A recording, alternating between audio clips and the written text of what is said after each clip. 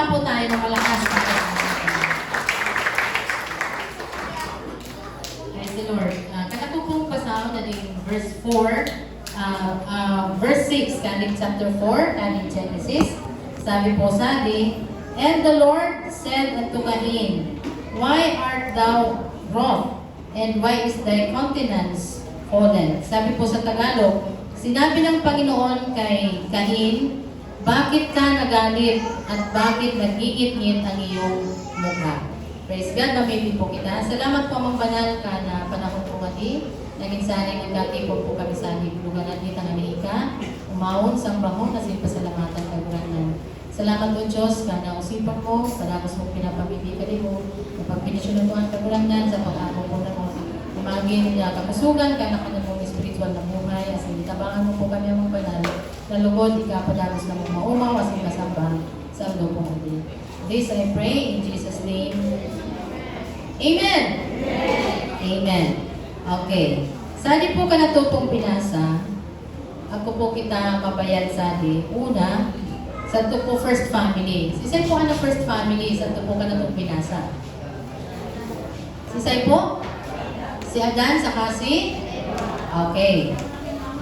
And, sukandang mga igin. Sabi po sa Genesis chapter 1, verse 28, And God blessed them, and God said unto them, Be fruitful and multiply and replenish the earth, and subdue it, and have dominion over the fish of the sea, and over the fowl of the air, and over every living thing that moveth upon the earth. Amen. Salamat sa kaguranan. Ako po unang tawo, si Adan, si Eva, and sinabihan po sila kaya kanatupong Diyos na magkaako igin. Amen. So, nagkaako po igin si Adan saka si Eva. And sabi po sa Hebrews 13 verse 4, open with me. Sa Hebrews chapter 13 verse 4,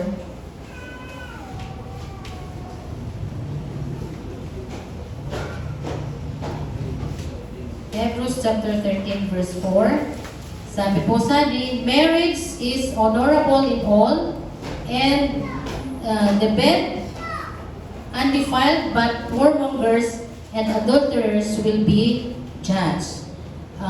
Sakto po, nagkaako po, sabi tayo ni Subagong, si Eva, saka si Adan, dangan nagkaako po sila igin, and salamat sa kaguranan. Sisay po sa unang igin ni Adan, saka ni Eva, si Cain. So pangarwa, si Abel. Amo sa namulat to darmang adto. And after a years, nagiging ulit si Seth. Okay. And then, si Seth pa po, di na po nabanggit sa mga ngaran ko mga iba pang mga igin ni Abel at ni Eva sa po ni Adan. And Cain and Abel and other children born. Sabi po sa chapter 4, verse 1 and 2. And then chapter 5 verse 4. Basahan na po sa Genesis chapter 4. Okay. Sa Genesis chapter 4 verse 1 and 2, sabi and Adam knew Eve his wife, and she conceived and bare Cain, and said, I have gotten a man from the Lord. And she again bare his brother Abel, and Abel was a keeper of sheep, but Cain was a tiller of the ground. And then sa chapter 5, verse 4, sabi po and the days of Adam, after he had begotten Seth, were 800 years, and he begat sons and daughters. So, pagkatapos pong nagiging kay Seth, nasa pila na po sa edad ni Adan? 930 na ba? 800 pa sana. Nagaraan po si Adan, pila sa edad? 900? Yan, medyo, pauno raw man eh. Di ko na maintindihan kahit paano lang itong buhay ka ito. Siguro, pinag-imagine ko manikin pirang sang taon ka ito. Ngani, kinpariyo kang uwan na 12 man, na bulan, na sang taon. Hindi ko sila ma-imagine. Pero, accordingly, 900 plus na nagraan po si Adan. Pero po sa 900 pa sana, 800 years, and nanigin pa po sa mga babae sa mga lalaki igin si Adan. Okay, so nakul po sa igin ni Adan, maliban ka tulong nabanggit na ngaran na binanggit po saan ka natutulungan. So si Cain, si Abel, dangan si Seth. Okay. Pero ang po nangyari sa po pamilya ni Adan sa po ni Eva. Buksan po ninyo ang kanyang mga Biblia sa Hebrews 11 chapter 11 verse 4.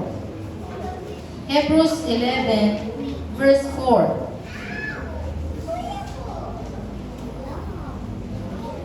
Okay, sabi po sa chapter 11 verse 4. By faith, Abel offered unto God a more excellent sacrifice than Cain, by which he obtained witness that he was righteous, God testifying of his gifts, and by it he being dead he speaketh.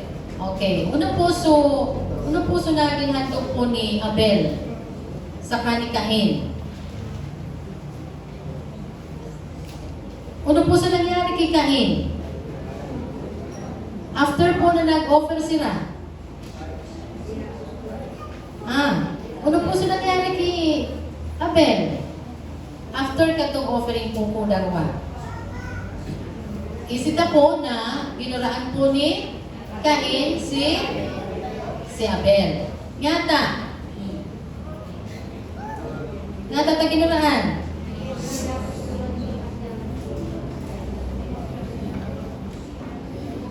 Okay, sumabay na po sa to, Cain was a farmer and not right with God. Bilang farmer, buko kayang tama sa kanya pong pag-uugali sa atubangan ka na kanatupong kagurangan. He was jealous of Abel. Nagsiselos po si Cain kay Abel. He hated his brother. Naunod pa kay Abel. Naunod si Cain. He was controlled by anger. Sumabay na po sa to na kinsani kinyata na ginimo ni Cain na duranon si Abel dahil sa kanyang kauntan sa kanyang puso. Ganyan po.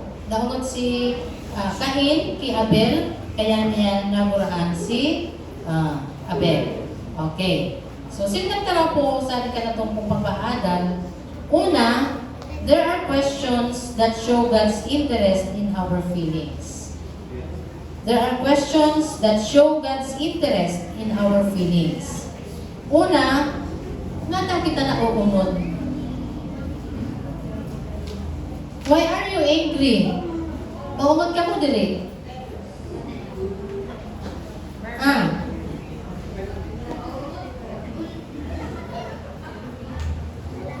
Why are you feeling down?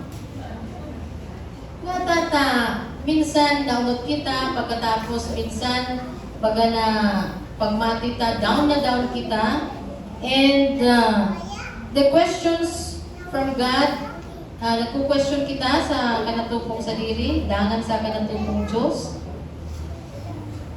Nai-apply tang one. Are you angry? Are you depressed? Are you jealous of another personal gain? Ano kita? Nag-jealous kita? Or is hate beginning to grow in your heart? Doon po ang kauntan, nagpupunsan ka na to pong puso. Mga ng mga panahon.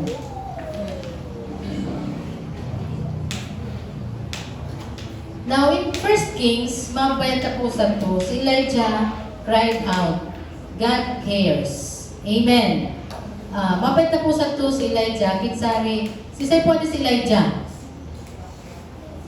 Nalingaw na kita, Elias, kinsisali.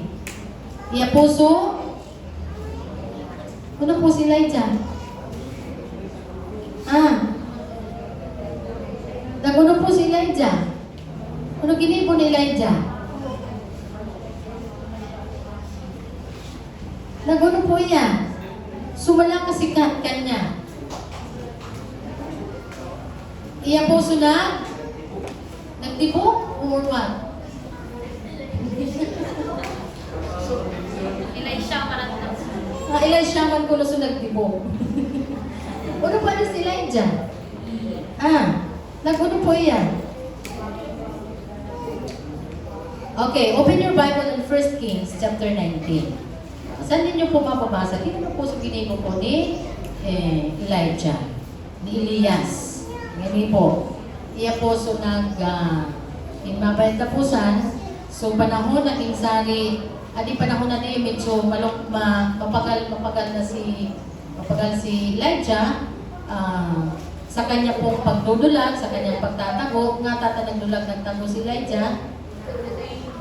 Hinahanting. Nga hinahanting.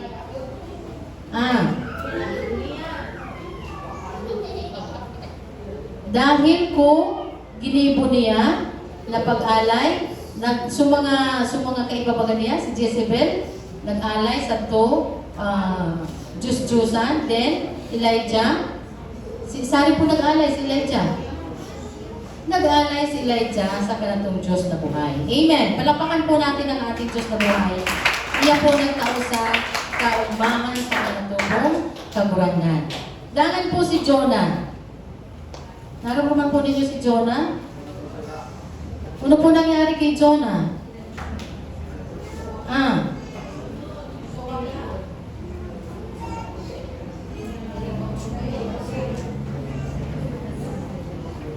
Saan po minamanda si Jonah? Payan sa Nineveh. Pero saan po yung nag-iyan? Yan. Sa laso kanya, iniyadan. Ano po sa nangyari kanya? Naglunan niya sa ibang lulunadan. Nagkagubagyo, dangan, inulog, and then inulog yung sari sa dagat. Kung inulog sa dagat, ano nangyari? Kinahon sa bangus? Ayan. Tinulon pa lang sa bangus? Okay. Kanya-kanya ka mong sinasabi, kinunuan nagtulon. Butanding.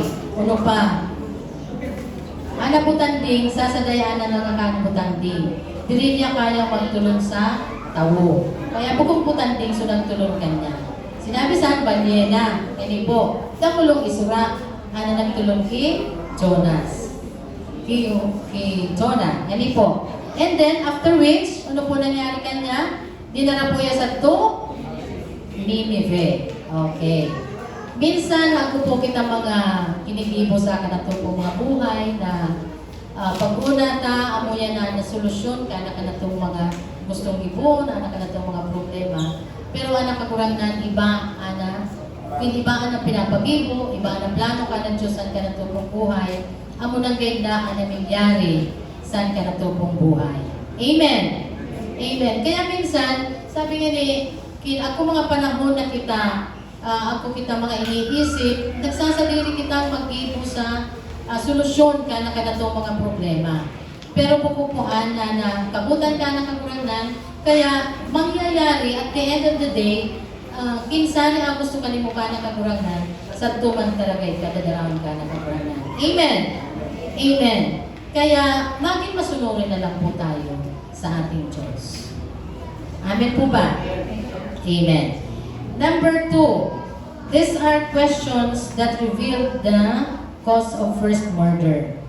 Mabait na po sa every act starts as a thought. Kada ginigibo ta, nagpupunpuan sa kanatubong mga pag-iisip. Sisa magigibo na din nag-iisip.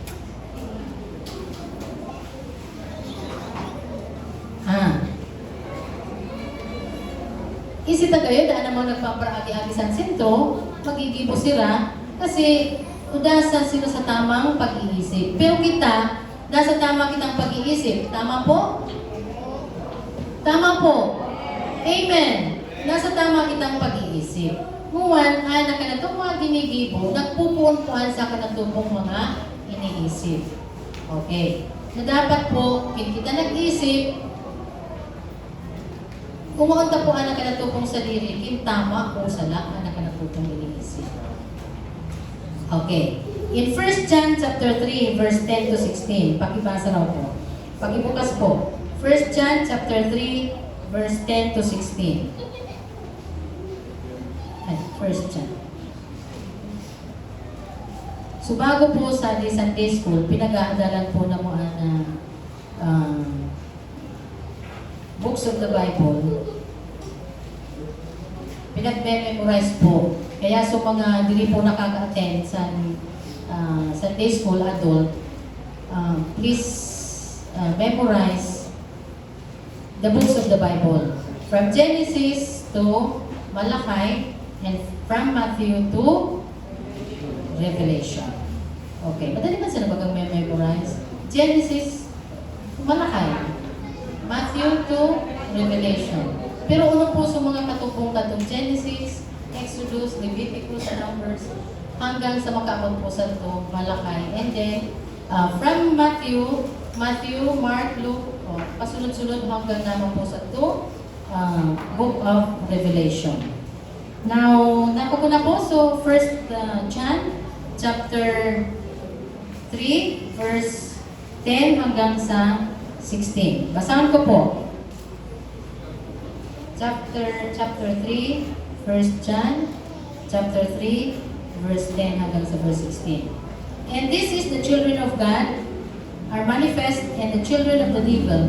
Whosoever doeth not righteousness is not of God, neither he that loveth not his brother. So malinaw po sa ating ngayon po, naan ko nung diri nagsusunod, kaya diri nagsusunod, nagigibo ka na katanusan, is not of God. Neither he that loveth not his brother. Siring man ang nadiri nabubuot sa kanyang tugang. Amen. Kaya minsan, diri kita nabuot sa akin ang tugang, kinukurek kitang wan ka na kanang sipon ka na Diyos. Mabutan ta na kanang tugang.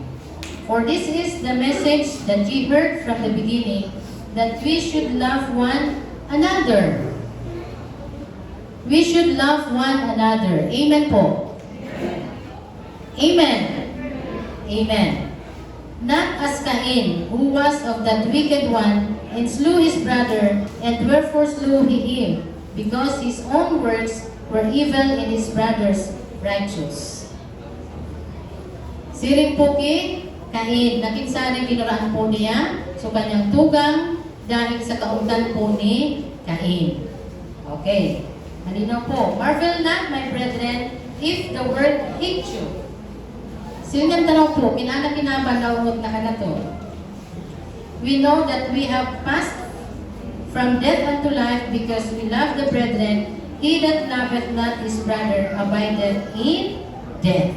Okay.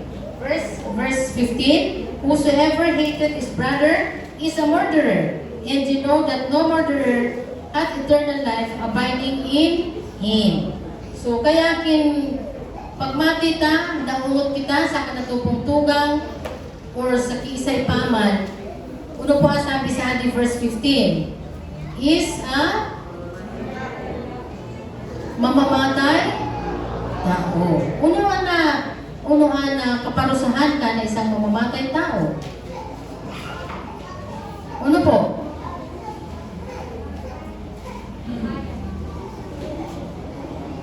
Whosoever hateth his brother is a murderer, and you know that no murderer has eternal life abiding in him. So isali po kitang uwan, nadanay kitang naglilingkod sa kanatupong kaburangan because we believe that we have eternal life. Amen. Uwan, ko po ika kaungkan sa kalimupong tugang. Naungot po ika. Sa kiisay paman na tugang. Ini, kuda po ika kana buhay na walang hanggan. Amen.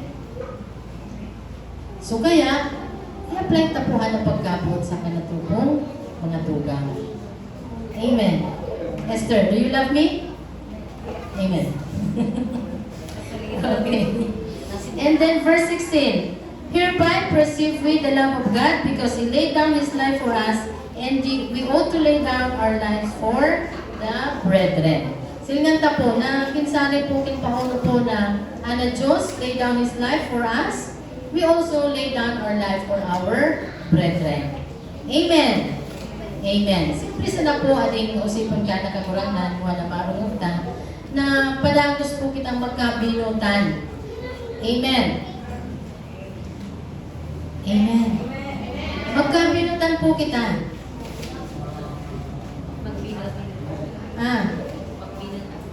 Magbinutan? O magkabinutan? Magmahalan. Yan. Okay. Do you love me?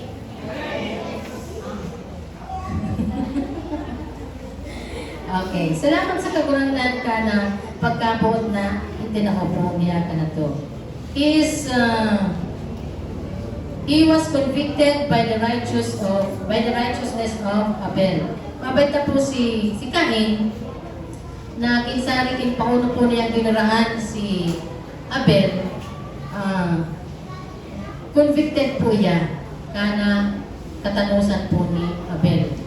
Ngata po, tama kaya inalay ni Abel sa kanatupong Diyos. While Cain, nag-alay po yan sa bukupong karapat-dapat sa atubangan ka na tawanan. So, he didn't love his brother. His hate determined his faith. Ano po na faith? The power that is believed to control what happens in the future. Okay, sabi po sa verse 15, basahan ko po ulit sa verse 15. Whosoever hated his brother is a murderer. Kinmaunod pa sa napalani ka, saan kanimo pong tugang, mamamatay tao. So kaya, nakatipisil nga po. So instead, mabutan ta po anak na tubong tugang. Amen. Amen. Kapag naunod ka, you are a murderer. And you know that no murderer hath eternal life abiding in him. Ano mamamatay tao, kudapuan buhay na walang hanggan. Agkuya sa to, ano yan, sa to impyerno. Isa'y gusto sa to impyerno? Isa'y gusto sa to impyerno? Salamat sa kagurangan. Daan na namin gusto sa to, kaibanan ka na kanatupong Diyos na buhay. Amen. Amen. Okay, so what distinguished thoughts are your entertaining? Lustful thoughts that may lead to sexual sin. Lustful. Ano po ang lust? Lust. Nakukuri ko no. Buko pong suna uuri. LUST. Ano po ang lust?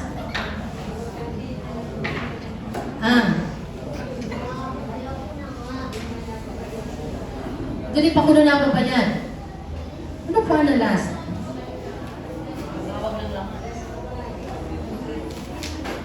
Ano po ang last? Ha? Okay. I know na naiintindihan tapuhan namin, kinuunuan na gustong sabihin ka na last. That may lead to sexual sin. Okay. And covetousness, thoughts that may lead to dishonesty. Okay. Covetousness. Ano paano covetousness?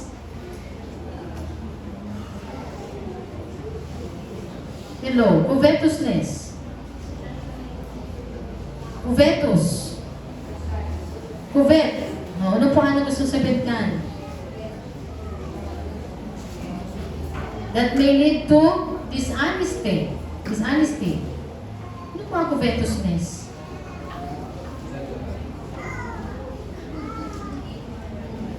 Sige po, para at least naiintindihan na po kinukuha na pinag-uusipan na. Ano po ang covetousness? Covet. Covetus. Ano po ang gusto sabihin sa Bicol? Naiintindihan na po, diri. Ha? Nagigets na po ang diri.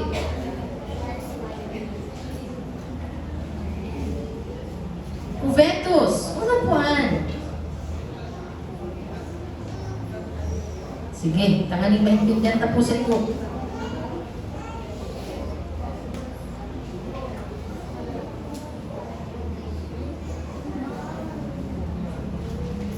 covetous thoughts. Ano po ang gustong sabihin ka? Isip ko po, ang mga pasito, nagpo mga cellphone. Uno ang covetous. Covetousness.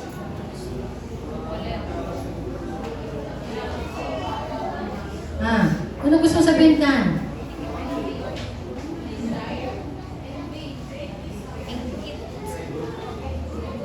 Yan, pagkaibog. Salamat. Kaya ng mga yan, nagsisimbag. Galing isip ko na nag-iirong po kita. Amen. Covetousness, thoughts that may lead to dishonesty. And then, hateful thoughts that may lead to violence, even murder. Yan. Hateful thoughts. Ano po kaya? Nagpupon pa sila sa pagkaungot. Naungot ka, dating pa sila sa ungot mo, narugangan sa ungot mo, kuwasan dili ka nagpatawad, kaya naghurugang sukauntan mo. That may lead to violence, even murder. Amen. Na kinsarikin kita na ungot po, pag dili kita nagpatawad, marurugangan sukauntan. Jadi, hanggang sa nagdaklo sukauntan mo, hanggang sa gusto ng Quranon anak, isad na tao dahil sa nasa to, pagkaungot ka na isad na tao. So, amo po ang mga dapat po, silngantasan ka na to po mga buhay, kinpauno po na nangyayari. Now, is it the will of God or not? Yes. Buko po ana, kabutan ka na to pagkauranan. Now, pangatlo, these are questions intended to change Cain's life. God act out of His love. Okay, number 1. Number 2, loving instruction follow these questions. God tells Cain how to be accepted by Him. God warns Cain of the danger of continuing sin. God meets us where we are. Amen. Ana Diyos, minimit kita, kinsari po kita. Kinunong sitwasyon po kita, wala mga panahon. Minimit kita, kana ka natulong kaguranan. Salamat sa Diyos, taan na Diyos ka, pagkabuot. Amen. Anak ka na itong Diyos, dili po nagkulang, kanto, asing sa kudungan. Sa kud lamang, anak ka na itong kaguranan. And God wants us to change our course. Gusto ka na Diyos na mabalyuan, anak ka na itong mga kinunusan ka na itong puso, kinunuhan na ka na itong mga iniisip, na bukong angay sa atubangan ka na ka na itong kaguranan. Gusto ka na Diyos, maging angay kita sa Kanyang kabutan. And God calls us to love Him in faith. Pangapunan ka na ka na itong kaguranan to love Him. Namabutan tapuhan na ka na itong kaguranan. Do you love God? Are you sure? Do you love God? Are you sure? Do you love God?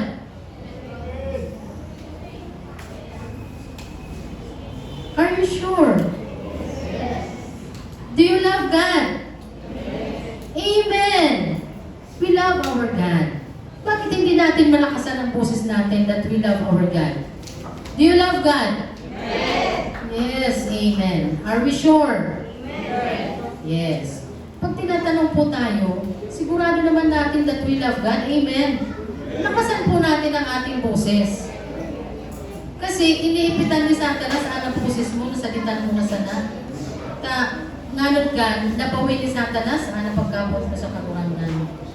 Do you love God? Amen. So, salamat sa kaguranan, kana usipon po niya, nakanatupong narumugmuan, na kinsari sa tupubuhay po ni Cain, mabayanta po ang kinpauno na Diyos na trabaho, kasi kinpauno po ang nakanatupong buhay, may halata sa kanatupong kaguranan. Amen.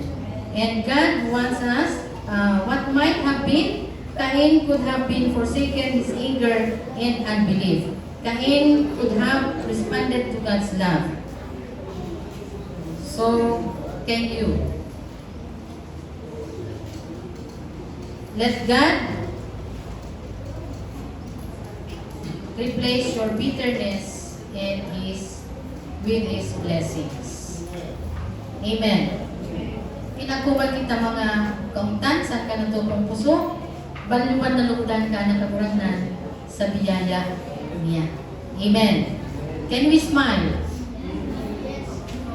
Smile with your, kaabay. Smile, hindi magpilog-pilog ang mata. Tabagay, ni-smilean mo, naungot man sanay ka. Ha? Amen. So we love our God. Amen. Amen. Salamat sa kaguranan kana pagkabot niya asin lugod padagos taman po na mag-ibo na may apply ta. Basahan ko po ulit natin 1 John chapter 3 verse 10 hanggang sa verse 16. Sabi po sa atin, in this the children of God are manifest, and the children of the devil, whosoever doeth not righteousness is not of God, neither he that loveth not his brother. Salamat sa kakurangan, kana usipon po niya, napadagos po na nagtataw po ka sa kapusugan mo, and sabi po sa reverse, dahil nagsubinasa ko.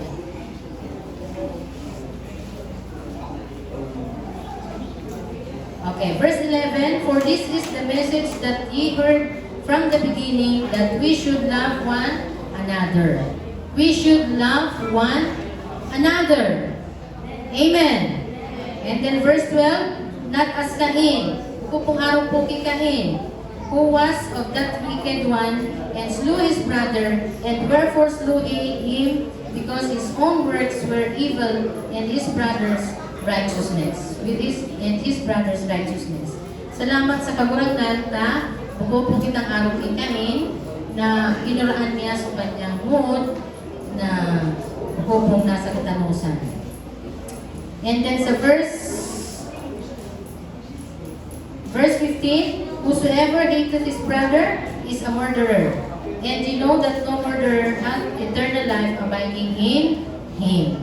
Amo sa na po adi simple.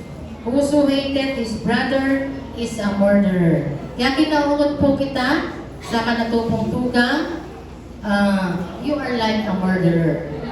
Kaparehas po ika sa mamamatay tao. And do that no murderer hath eternal life abiding in him. Kung kini ka paragurahan,